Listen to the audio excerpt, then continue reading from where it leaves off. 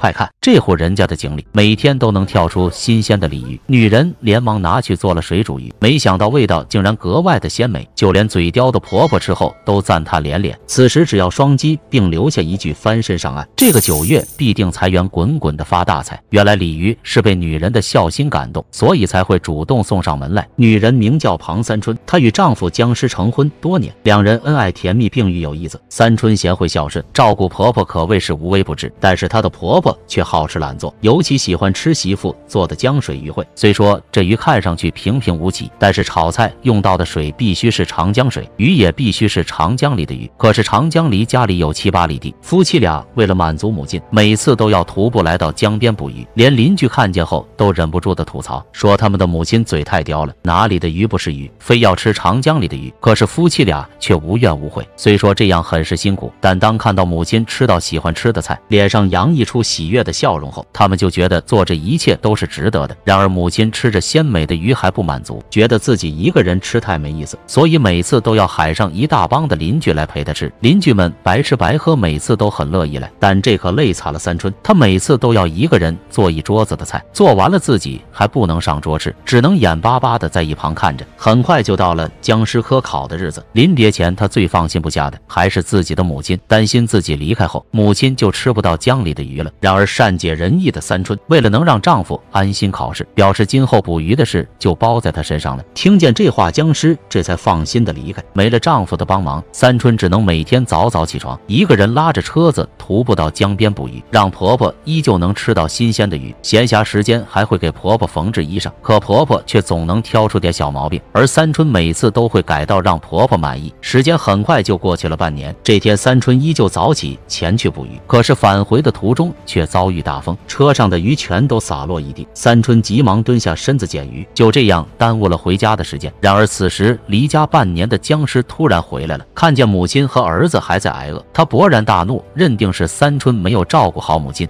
照顾不好我娘，我要她何用？今日